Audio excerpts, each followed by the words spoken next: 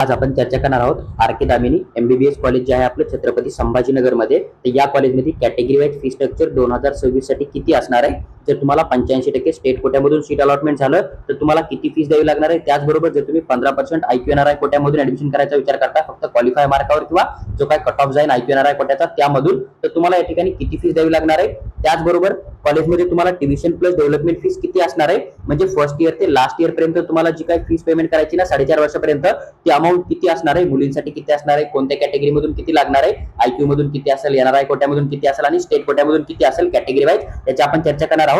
त्याचबरोबर तुम्हाला डिपॉझिट किती द्यायचं आणि ते डिपॉझिट तुम्हाला परत कधी मिळणार आहे याची आपण चर्चा करणार आहोत. तुम्ही जर कॉलेजचं हॉस्टेल मेस जॉईन करतात किंवा कॉलेजचं हॉस्टेल मेस कंपल्सरी आहे की नाही याची माहिती आपण शेअर करणार आहे. आणि जर हॉस्टेल मेस कंपल्सरी असेल किंवा नसेल तर त्या कॉलेजच्या हॉस्टेल मेसचं फी स्ट्रक्चर काय असणार आहे याची आपण चर्चा करणार आहे. तुमची ऍडमिशन झाल्याच्या नंतर तुमच्याकडून 10 किंवा 15 दिवसांना जी फीस घेतली जाणार आहे युनिव्हर्सिटी फीस, किंवा काही कॉलेज जे आहेत ते तुम्ही ज्यावेळेस रिटेन्शन फॉर्म भरता त्यावेळेस तुमच्याकडून युनिव्हर्सिटी फीसचा अमाऊंट घेतात. तर हे युनिव्हर्सिटी फीसचा अमाऊंट कॅटेगरी वाईज किती असणार आहे याची आपण सविस्तर चर्चा करणार आहोत. त्याचबरोबर जर हे कॉलेज हिडन चार्जेस घेत असेल तर कॉलेज हिडन चार्जेसचा अमाऊंट किती घेत आहे हे पण मी तुमच्याबरोबर शेअर करणार आहे. त्याच्यामुळे तुम्ही पूर्ण व्हिडिओ पहा, तुमचे 100% डाऊट क्लिअर होऊन जातील. पण बाय चान्स एखादा डाऊट जर तुमचा शिल्लक असेल तर तुम्ही कमेंटमध्ये कमेंट करा, मी त्याचा रिप्लाय तुम्हाला नक्की शेअर करेल. आणि सगळ्यात महत्त्वाचं, कॉलेजचं हॉस्टेल मेस कंपल्सरी आहे का नाही हे तर मी शेअर करणार आहे.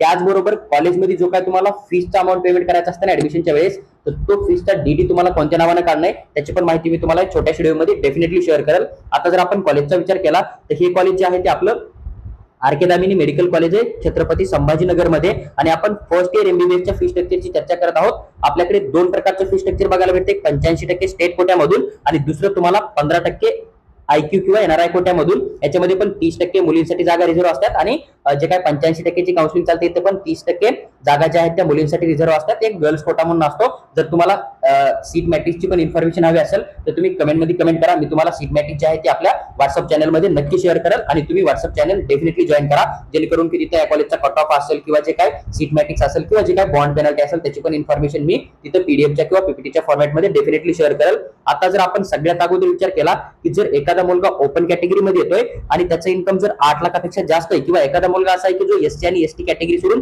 बाकीच्या रिझर्व्ह कॅटेगरीमध्ये येतोय आणि त्याचं इन्कम जर 8 लाखापेक्षा जास्त आहे तर त्याला किती फीस द्यावी लागणार आहे. म्हणजे तुम्ही जर SC ST कॅटेगरी सोडून दुसऱ्या कोणत्याही कॅटेगरीमध्ये येता, तुमचं इन्कम जर 8 लाखापेक्षा जास्त असेल तर तुम्हाला या ठिकाणी ओपन कॅटेगरीची फीस पेमेंट करावी लागते. तर ही जी फीस आहे ट्युशन फीसचा जर आपण विचार केला तर 7,72,727 रुपये आहे. डेव्हलपमेंट फीस 77,273 रुपये आहे. आणि टोटल जर आपण फीस बघितली एका वर्षाची तर 8,50,000 रुपये तुम्हाला बघायला भेटेल. म्हणजे तुमचं इन्कम जर 8 लाखापेक्षा जास्त असेल आणि तुम्ही SC ST कॅटेगरी सोडून कोणत्याही कॅटेगरीमध्ये येत असाल तर तुम्हाला 8,50,000 रुपये जे आहे ते फीस पेमेंट करणं या कॉलेजमध्ये एका वर्षासाठी, ही गोष्ट लक्षात ठेवणं आहे. आणि जे फीस फर्स्ट इयरला असेल तुम्हाला तेच फीस तुम्हाला लास्ट इयर पर्यंत कंटिन्यू पेमेंट करणं आहे.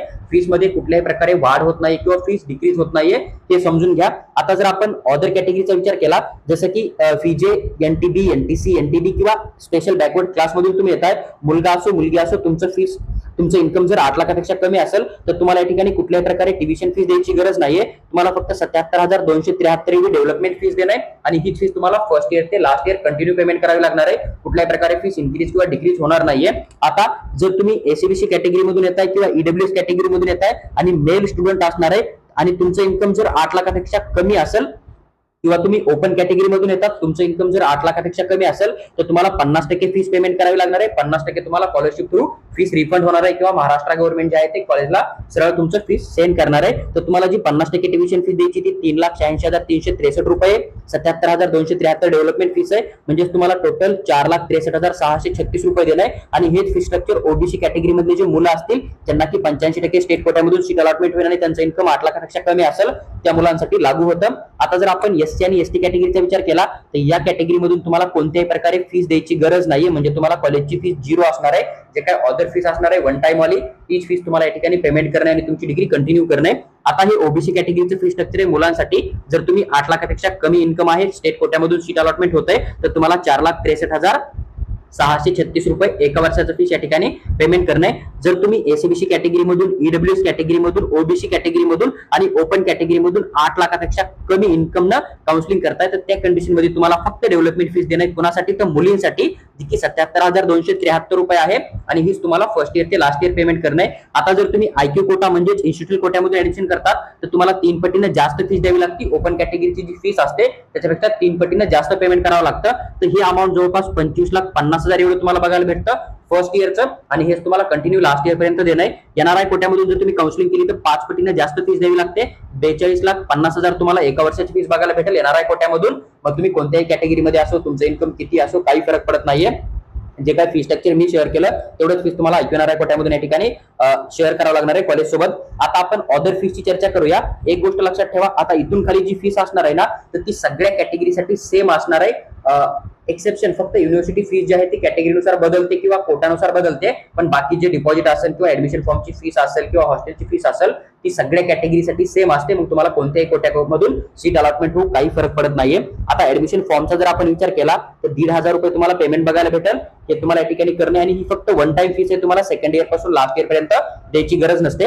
नंतर हॉस्टेलच्या फीसचा विचार केला तर ₹70,000 हॉस्टेलची फीस आहे.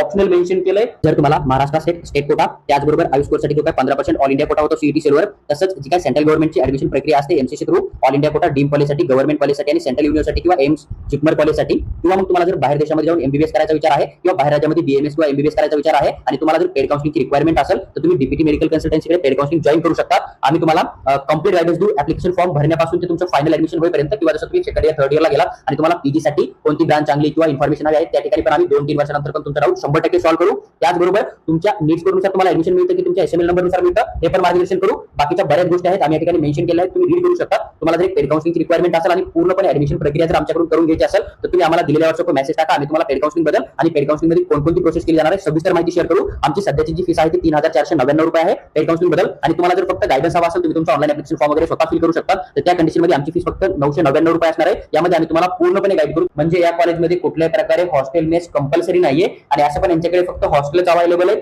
ते पण तुम्हाला घेणं असेल तुम्ही घेऊ शकता. जर तुम्हाला जॉईन नाही करणं तुम्ही बिंदास स्किप करू शकता. म्हणजे हॉस्टेलचे ₹70,000 तुम्हाला तुमच्या फीस मध्ये कॅल्क्युलेट नाही करणं, ही गोष्ट लक्षात ठेवा.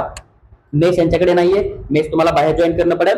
लॉन्ड्री वगैरे जसं क्लॉथ वगैरे वॉश करण्यासाठी यांच्याकडे काही नाही. प्रेस वगैरे तुम्हाला ते बाहेरच्या बाहेर बंदोबस्त करणं पडेल. ही गोष्ट लक्षात ठेवा. तर हॉस्टेलची फीस 70,000 आहे. जॉईन केलं तुम्हाला लागू होईल, नाही जॉईन केलं तुम्ही बिंदास स्किप करू शकता. तुमचा तुम्ही बाहेर फ्लॅट वगैरे घेऊन त्या ठिकाणी स्टे करू शकता.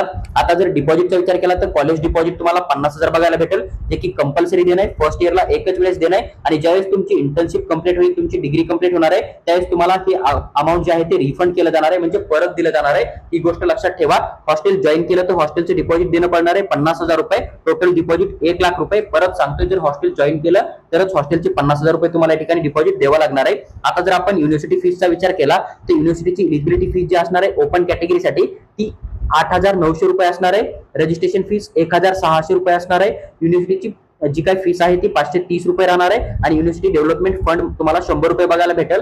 जर तुम्ही जनरल कॅटेगरीमधून ऍडमिशन करतात किंवा तुम्ही एससी एसटी कॅटेगरी सोडून बाकी कुठल्याही कॅटेगरीमध्ये येतात आणि तुमचं इन्कम जर 8 लाखापेक्षा जास्त असेल तर तुम्हाला ₹11,130 जी आहे ती युनिव्हर्सिटीची फीस देणं आहे. तुम्ही रिटेन्शन फॉर्म भरल्याच्या नंतर तुम्हाला ही फीस द्यावी लागते. बेटरमेंटसाठी किंवा फर्स्ट राऊंडला सीट अलॉटमेंट झालं, कॉलेज जॉईन करून सेकंड राऊंडला अपग्रेडला टाकलं तर त्या कंडिशन मध्ये तुम्हाला युनिव्हर्सिटीची फीस द्यायची गरज नसते आणि ही फीस तुम्हाला फक्त एकच वेळेस देणे फर्स्ट इयरला. सेकंड इयर पासून फायनल इयर पर्यंत तुम्हाला ही फीस कुठल्याही प्रकारे पेमेंट करायची गरज नाही. ही गोष्ट लक्षात ठेवा. आता जर तुम्ही बाकी रिझर्व्ह कॅटेगरीमध्ये येतात तर तुम्हाला ₹3,830 तुम्हाला टोटल युनिव्हर्सिटीची फीस या ठिकाणी पेमेंट करावी लागणार आहे. फर्स्ट इयरला देणे, बाकी दुसऱ्या वर्षी या फीसचा अमाऊंट तुम्हाला पेमेंट करायची गरज नाहीये. पण जर तुम्ही आयक्यू किंवा एनआरआय कोट्यामधून ऍडमिशन करतात तर तुम्हाला युनिव्हर्सिटीची फीस जी आहे ती आयक्यू कोट्यामधून ₹55,180 आहे, 3 पटीने जास्त द्यावी लागणार आहे. आणि एनआरआय कोट्यामधून तुम्हाला ₹91,480 एवढं तुम्हाला युनिव्हर्सिटी फीसचं अमाऊंट बघायला भेटतं. सेम रूल आहे, एकच वेळेस फीस पेमेंट करणे. तुम्हाला सेकंड इयर पासून लास्ट इयर पर्यंत कुठल्याही प्रकारे फीस द्यायची गरज नाहीये आणि युनिव्हर्सिटीची फीस जी आहे ती नॉन रिफंडेबल असते. ही गोष्ट लक्षात ठेवा. तर पहा, युनिव्हर्सिटी ऑफ महाराष्ट्र जी आहे ना, हेल्थ सायन्स MHS नाशिक, तर तिथून कॉलेज व्हेरीफाय आहे. गव्हर्नमेंट रूल नुसार तुम्हाला फी स्ट्रक्चर या ठिकाणी पेमेंट करणं आहे. कुठल्याही प्रकारे तुम्हाला हिडन चार्जेस वगैरे अशी मागणी केली जाणार नाहीये. तेच मी तुम्हाला सांगितलं की जर तुम्ही ओपन कॅटेगरी मधून येताय, मेल स्टुडंट असाल आणि तुमचं इन्कम जर 8 लाखापेक्षा कमी असेल तर तुम्हाला 50% फीस द्यावी लागणार आहे, 4,63,000 रुपये.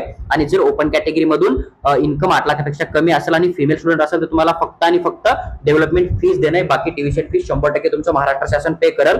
आणि या ठिकाणी कुठल्याही प्रकारे हॉस्टेल मेस कंपल्सरी नाहीये, त्याच्यामुळे तुम्हाला हॉस्टेल मेस जॉईन करायचं काही टेन्शन नाहीये. तर तुम्हाला फक्त जी काय category wise tuition fees development fees आहे ना त्याचा विचार करणं आहे. तेवढीच फीस तुम्हाला दरवर्षी देणं आहे. बाकी डिपॉझिट 50,000 एकच वेळेस देणं, ते तुम्हाला रिफंड दिलं जाणार आहे.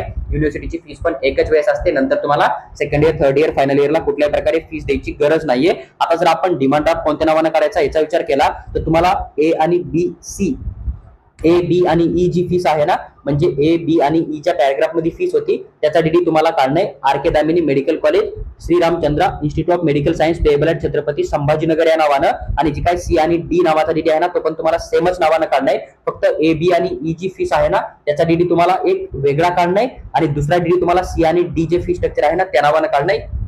ही गोष्ट लक्षात ठेवा. आणि ऑफिशियल फी स्ट्रक्चर आहे R K Damini medical college Chhatrapati संभाजीनगरचं. जरी 2026 ला फी स्ट्रक्चर इन्क्रीज झालं तरी फक्त 3% इन्क्रीज होऊन तुम्हाला दिसून येईल, जसं की 8.5 लाख रुपये होतं तर मॅक्झिमम 9 लाख रुपये पर इयर तुम्हाला या कॉलेजमध्ये फी स्ट्रक्चर बघायला भेटेल, किंवा जर कमी झालं तर 8 लाखापर्यंत तुम्हाला या कॉलेजची फी स्ट्रक्चर जी आहे ती बघायला भेटेल. तर हे जे फी स्ट्रक्चर होतं त्याची सविस्तर माहिती मी तुमच्याबरोबर शेअर केली आहे. जर तुम्हाला ही पीडीएफ हवी असेल तर तुम्ही आमचा व्हॉट्सअप चॅनल जॉईन करा, मी तुम्हाला ही पीडीएफ त्या ठिकाणी 100% शेअर करेल. त्याचबरोबर या कॉलेजमध्ये ज्या काही सीट आहेत त्याची इन्फॉर्मेशन किंवा कट ऑफची इन्फॉर्मेशन हवी असेल तर तुम्ही आम्हाला व्हॉट्सअपवर मेसेज करा, आम्ही तिथे तुम्हाला ही इन्फॉर्मेशन द्यायचा नक्की प्रयत्न करू. आणि जर तुम्हाला DPT medical consultancy through paid counselling करायचं असेल किंवा पर्सनल गाईडची रिक्वायरमेंट असेल तर तुम्ही आम्हाला व्हॉट्सअपवर मेसेज टाका, आम्ही तुम्हाला पेड काउन्सिलिंग आणि पर्सनल गाईड बद्दल सविस्तर माहिती नक्की शेअर करू.